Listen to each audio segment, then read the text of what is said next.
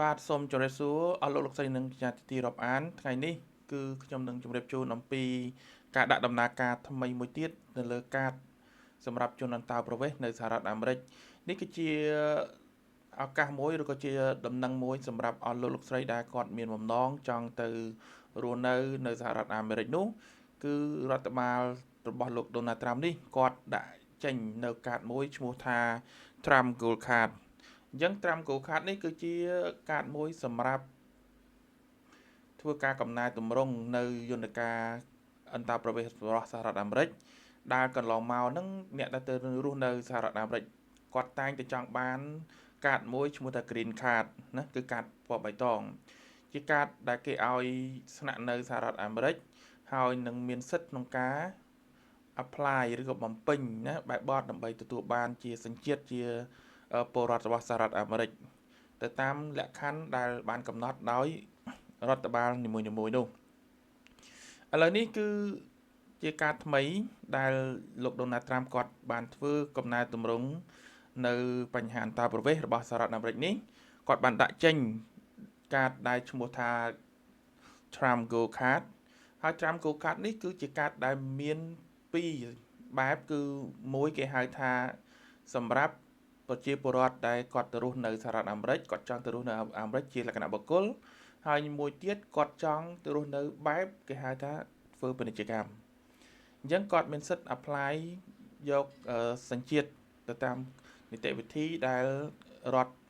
ឋាភិបាលសហរដ្ឋអាមេរិកនេះគាត់បានកំណត់អញ្ចឹងក៏មានជំរើសពីរហើយតម្លៃក៏ពីរផ្សេងគ្នាដែរ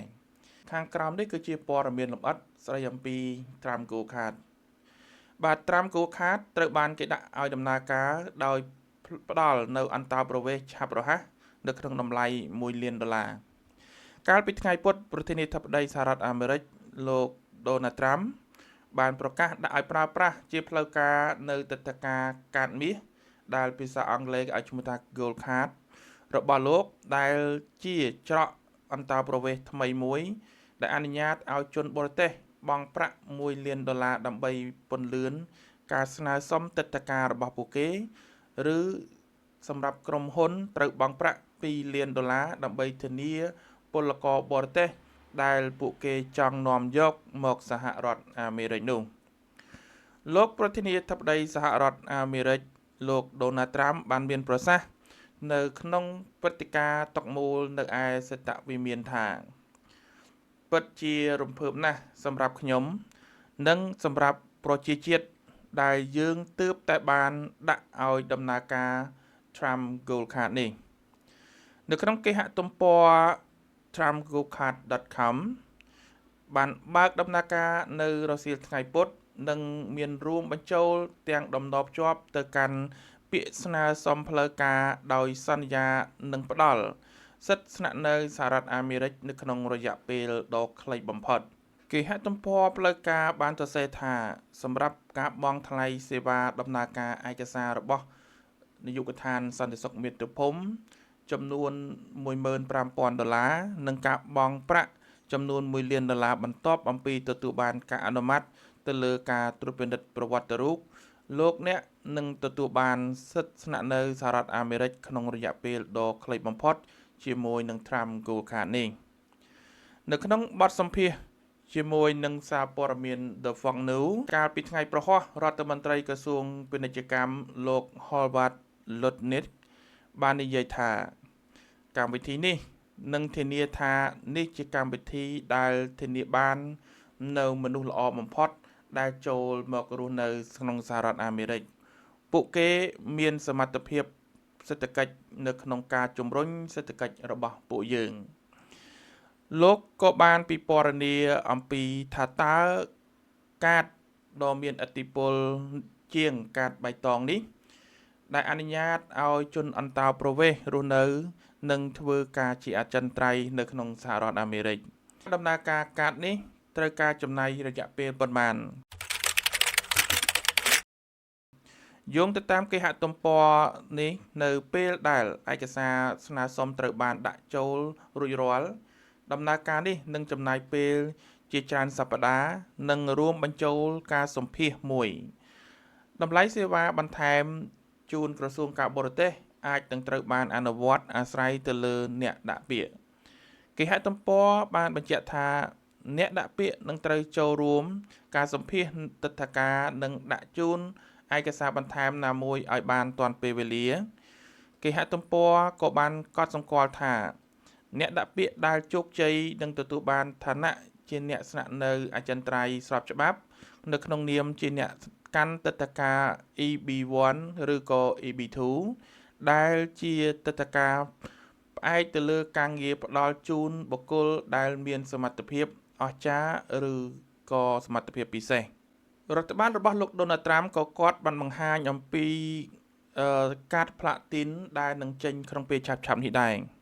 គេហទំព័រនេះក៏បានបង្ហាញជាមុនថា Trump Platinum Card នឹងមកដល់ឆាប់ៗនេះហើយអញ្ជើញជនបរទេសឲ្យចុះឈ្មោះនៅក្នុងបញ្ជីរងចាំក្នុងតម្លៃ$5 លាន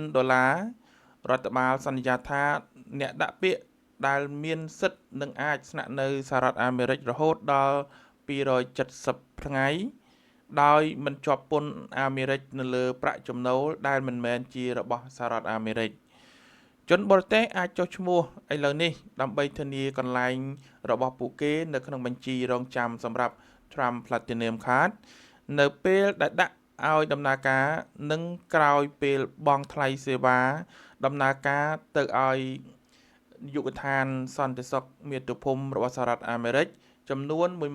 15,000 និងការបង់ប្រាក់$5 លានសហរដ្ឋអាមេរិកពួកគេនឹងមានសិទ្ធិណានិងលទ្ធភាពរស់នៅក្នុងសហរដ្ឋអាមេរិកដល់ទៅ270ថ្ងៃដោយមិនជាប់ពន្ធអាមេរិកនៅលើប្រាក់ចំណូលដែលមិនមែនជារបស់សហរដ្ឋអាមេរិកគេហទំព័រមិនបានបញ្ជាក់ច្បាស់ថាតើជំរើសកាតផ្លាទីននេះនឹងមាននៅពេលណានោះទេមន្ត្រីក៏បានរិះគន់អំពីដំណើរការអន្តោប្រវេសន៍ដែលមានកន្លងមកនេះដែលធ្វើការរឹតបន្តឹងអន្តោប្រវេសន៍ចុងក្រោយរបស់លោក Donald Trump ដែលបង្កឡើងដោយការបាញ់ប្រហារសមាជិកឆ្មាំជាតិ2នាក់នៅឯ Washington DC បានផ្អាកឬក៏រឹតបន្តឹងរាល់ទម្រង់នៃការចូលដោយស្របច្បាប់និងខុសច្បាប់មកកាន់សហរដ្ឋអាមេរិកនៅក្នុងប៉ុន្មានសប្តាហ៍ថ្មីៗនេះលោកប្រធានាធិបតីសហរដ្ឋអាមេរិកក៏បានប្រកាសកាលពីដំបូងអំពីកម្មវិធីនេះនៅកាលពីខែកុម្ភៈនោះលោកត្រាំបាននិយាយនៅពេលនោះថាវានឹងផ្ដល់ផ្លូវឆ្ពោះទៅរកសញ្ជាតិសម្រាប់ជនបរទេសដែលមានទ្រព្យសម្បត្តិស្រុកស្ដំជាថ្នូរនឹងប្រាក់ចំនួន$5 លានក្រោយមកលោកបានចុះហត្ថលេខាទៅលើបទបញ្ជាប្រតិបត្តិមួយនៅខែកញ្ញាដោយណែនាំឲ្យបង្កើតច្រកនេះជាមួយនឹងការរៀបចំតម្លៃដូចគ្នាដែលបានចេញផ្សាយកាលពីថ្ងៃពុធលោក Lutnick បានមានប្រសាសន៍កាលពីខែកុម្ភៈថាទិដ្ឋាការនេះនឹងកែប្រែកម្មវិធីទិដ្ឋាការអ្នកវិនិយោគអន្តោប្រវេសន៍ EB5 ដែលមានស្រាប់របស់សហរដ្ឋអាមេរិកដែលអនុញ្ញាតឲ្យអ្នកវិនិយោគបរទេសបោះទុនចូលនៅក្នុងគម្រោងអាមេរិកដែលបានបង្កើតការងារហើយបន្ទាប់មកដាក់ពាក្យសុំទិដ្ឋាការដើម្បីអន្តោប្រវេសន៍មករស់នៅសហរដ្ឋអាមេរិកលោក Lutnick បានមានប្រសាសន៍ថាយើងនឹងកែប្រែកិច្ចព្រមព្រៀង EB5 រដ្ឋមន្ត្រីក្រសួងសន្តិសុខមាតុភូមិគឺលោកស្រី Kristi Noem និងខ្ញុំកំពុងធ្វើការទៅលើរឿងនេះជាមួយគ្នាសម្រាប់ប្រាក់$5 លានពួកគេនឹងទទួលបានអាជ្ញាប័ណ្ណពីក្រសួងពាណិជ្ជកម្ម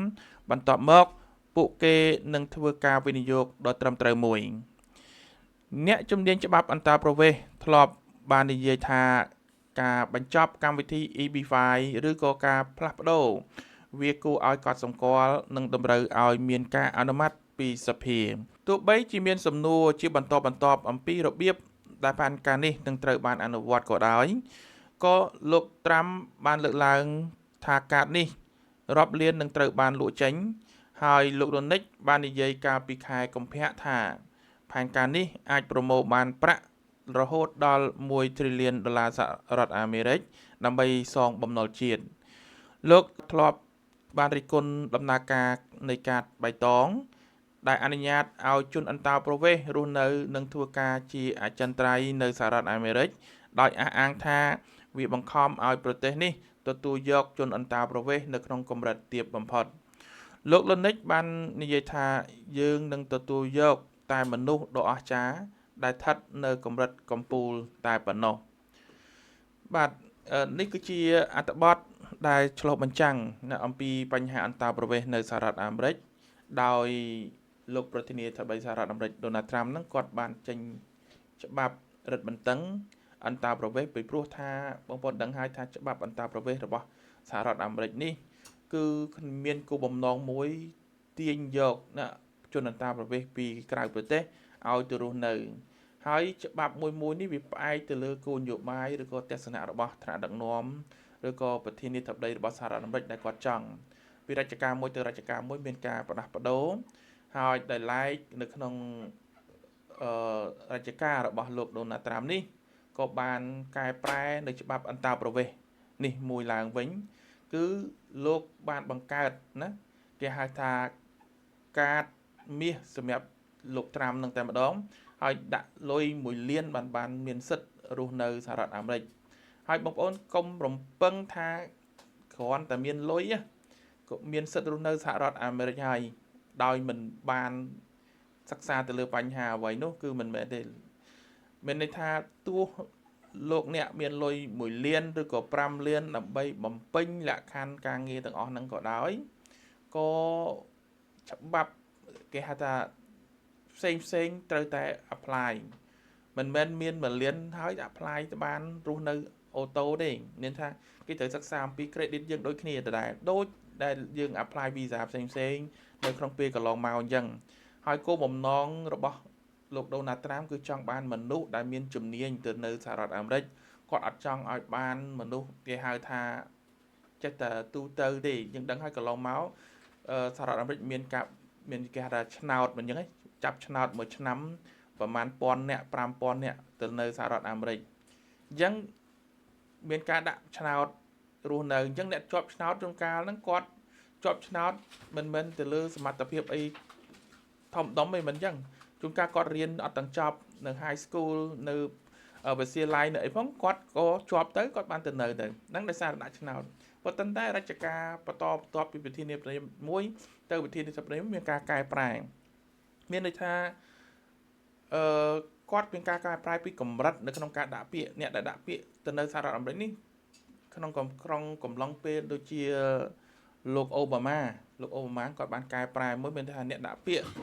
នៅទៅរស់នៅសហរដ្ឋអាមេរិកគាត់ត្រូវតែមានសញ្ញាបត្រចាប់ពីបញ្ញាបាក់ឌុបឡើងឃើញទេអាហ្នឹងគាត់កែប្រែមកកម្រិតប៉ុន្តែមុននោះអត់ទេទូទៅហ្មងបាទហើយក្រោយមកទៀត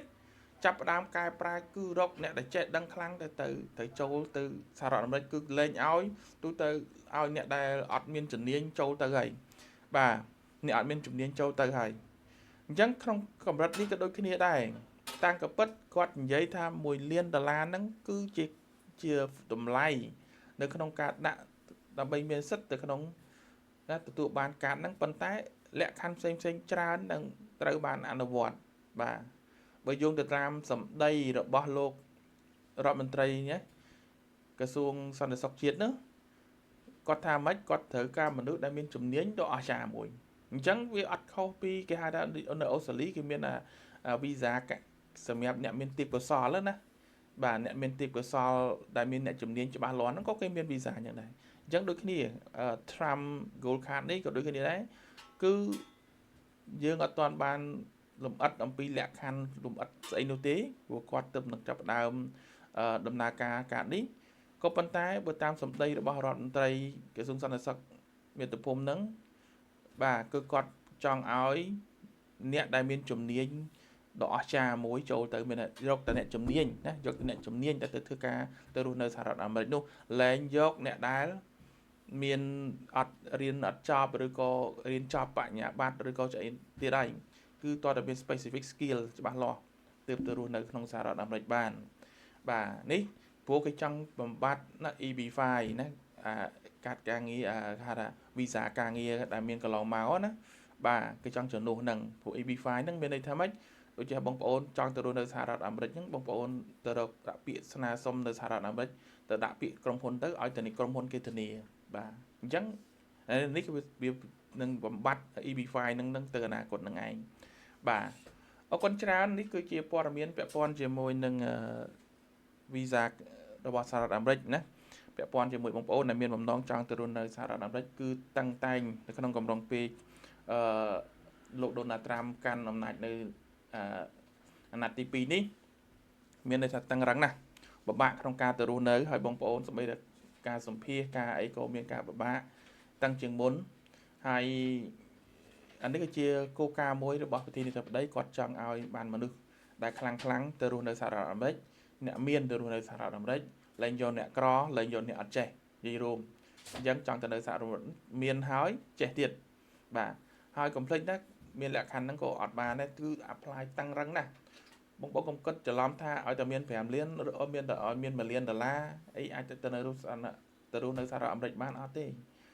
លក្ខខណ្ឌទាំងអស់តកតងជាមួយនឹងច្បាប់នីតិវិធីទាំងអស់រក្សាដដែលណាអ្នកឯង blacklist អ្នកឯងរកស៊ីមានប្រវត្តិអត់ល្អអីមកគឺនៅតែមិនបានទៅរស់នៅដដែលទោះមានប្រាក់គ្រប់គ្រាន់នៅក្នុងការដាក់ពាក្យនឹងក៏ដោយបាទនេះគឺជាអ្វីដែលខ្ញុំចង់បញ្ជាក់ពាក់ព័ន្ធជាមួយនឹងvisa ឬក៏ទិដ្ឋាការថ្មីរបស់សហរដ្ឋអាមេរិកនេះបាទសម្រាប់បងប្អូនដែលមានបំណងចង់ទៅរស់នៅសហរដ្ឋអាមេរិកអាហ្នឹងគឺជាព័ត៌មានមួយលម្អិតជូន